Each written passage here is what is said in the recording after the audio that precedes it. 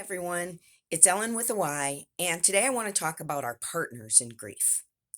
So, a lot of times we're so overcome by our own emotions that we don't realize that there are people who are grieving right along with us. And those people can be a great asset to us, and we can be a great asset to them, and that's very comforting. So, when you think that you're all alone, it's possible that this could be a self imposed isolation.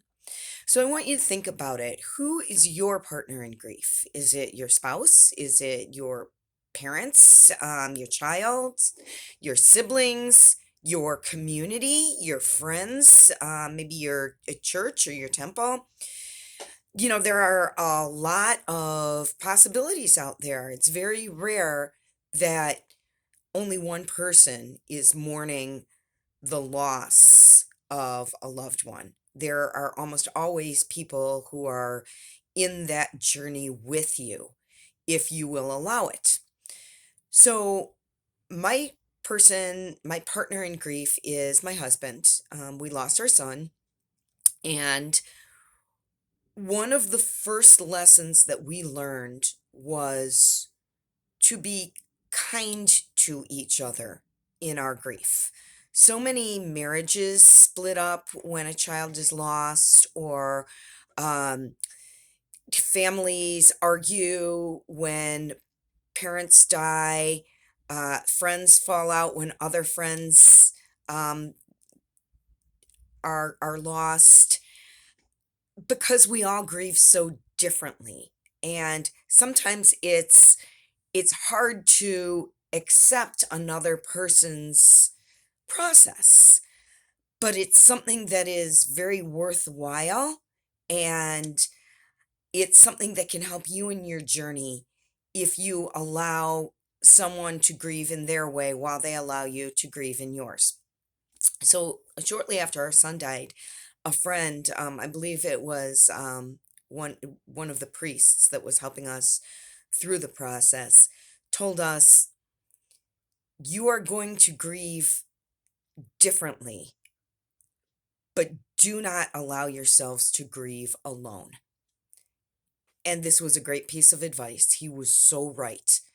As an example, my husband is a cemetery guy. He loves to go to the cemetery, and he likes to visit with our son. I think he probably goes almost every day that he's able to, which is, he finds it a great comfort. He finds it very peaceful. It's where he feels our child. It's where he likes to talk to him, and it brings him great comfort. I, on the other hand, don't like to go to the cemetery. I think I've been there maybe 4 times in 5 years.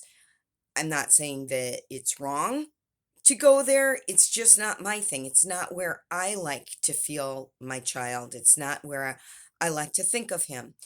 And that lesson that we learned early on, to be kind to each other in our grief and to respect each other's process, was really helpful, because my husband no longer pushes me to go to the cemetery, because he understands it's not my thing. It doesn't help me in any way, and it actually, makes me feel terrible.